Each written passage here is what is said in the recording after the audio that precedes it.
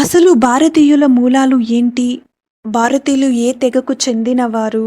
మన నాగరికత ఎలా అభివృద్ధి చెందింది?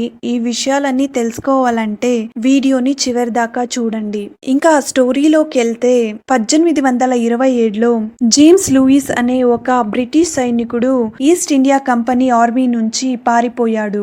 అతను ఎవరు తనని గుర్తుపట్టకూడదని పేరు చార్ల్స్ మార్షన్ అని మార్చుకుని భారత ఉపఖండాన్నంతా పర్యటించాడు. ఇలా పర్యటిస్తూ అతను ప్రస్తుత పంజాబ్ మరియు పాకిస్తాన్ సరిహద్దుల్లోని సింధ్ ప్రాంతాన్ని చేరుకున్నాడు. అక్కడికి వెళ్ళాక అతనికి ఒక విచిత్రమైన అనుభవం ఎదురైంది. అదేంటంటే అతను చూసిన ఆ సంఘటనలని తన బుక్ లో ఇలా రాసుకున్నాడు. ఆ ప్రాంతం అంతా కూలిపోయిన పురాతన భవనాలు, లోహాలతో చేసిన విచిత్రమైన ఉపకరాలు, అలాగే కొన్ని నాణ్యాలు అతనికి అక్కడ దొరికాయి. వాటిని సంగ్రహించాడు.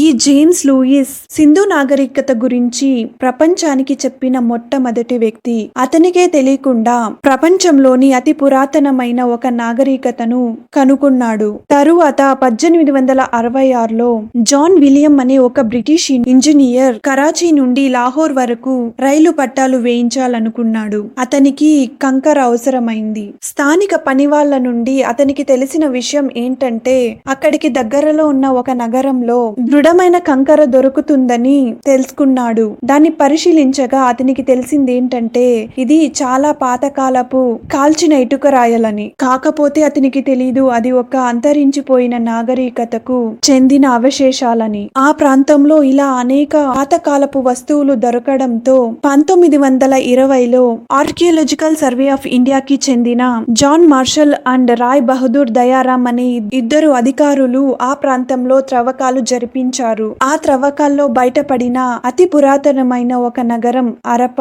ఈ నగర ప్రణాళికను చూసి వాళ్ళు ఆశ్చర్యపోయారు. పెద్ద పెద్ద భవనాలు, విస్తారమైన డ్రైనేజ్ సిస్టమ్, విశాలవంతమైన రోడ్లు.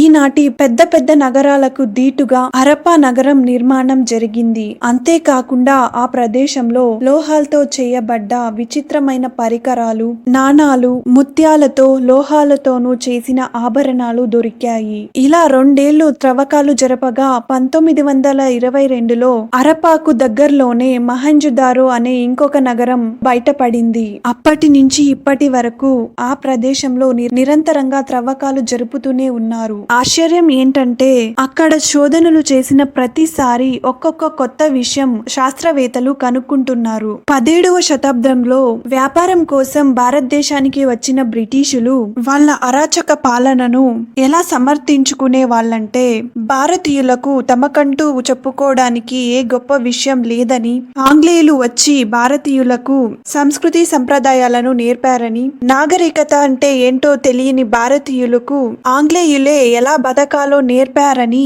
ఆంగ్లేయులు వారిని వారు గొప్పగా చూపించుకునేవారు. కానీ సింధు నాగరికత ఎప్పుడైతే బయటపడిందో దాని ద్వారా ప్రపంచానికి భారతీయ నాగరికత, ఈ దేశ ప్రజలు ఒక అభివృద్ధి చెందిన తెగకు వారసుదారులని తెలిసింది. సింధు నాగరికత ఈజిప్ట్ మరియు మెస్పటోమియన్ నాగరికతలకు సమకాలీనంగా అభివృద్ధి చెందినది. సింధు నాగరికత అప్పటి వరకు మన దేశంలో ప్రచారం చేయబడ్డ ఫాల్స్ థియరీస్ కి చెక్ పెట్టింది. సింధు నాగరికతలోని ప్రజలు మినుములు, గోధుమలు, అలాగే పశుపాలన ఇలాంటివి వాళ్ళ ప్రధాన జీవనోపాయం. ఇక లోహాలతో చేసిన పరికరాలను ఉపయోగించడం, ముత్యాలు, లోహాలతో చేసిన ఆభరణాలను ధరించేవారు. అంతేకాకుండా వారికంటూ ఒక ప్రత్యేక లిపి కూడా రచించుకున్నారు. ఆ లిపిని డీకోడ్ చేయడానికి ఇప్పటికీ శాస్త్రవేత్తలు, ఆర్కియాలజిస్టులు, హిస్టోరియన్స్ ప్రయత్నిస్తూనే ఉన్నారు. వారి హస్తకళా నైపుణ్యం చాలా మెరుగ్గా ఉండేది.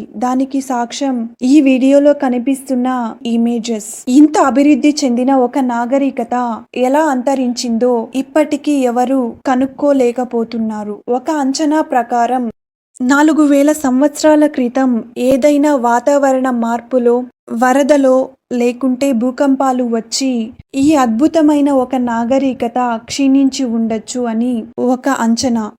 ఏది ఏమైనా సింధు నాగరికత మన భారతీయులకు ఒక గొప్ప వారసత్వాన్ని అందించింది. ఇండస్ వ్యాలీ గురించి మరిన్ని విషయాలను ఇంకో వీడియోలో తెలుసుకుందాం. వీడియోని చివరిదాకా చూసినందుకు ధన్యవాదాలు. నా వీడియో కనుక మీకు నచ్చినట్లయితే ఒక లైక్ చేసి మీ ఫ్రెండ్స్కి షేర్ చేయండి. అలాగే మన ఛానల్ను సబ్స్క్రైబ్ చేసుకోండి.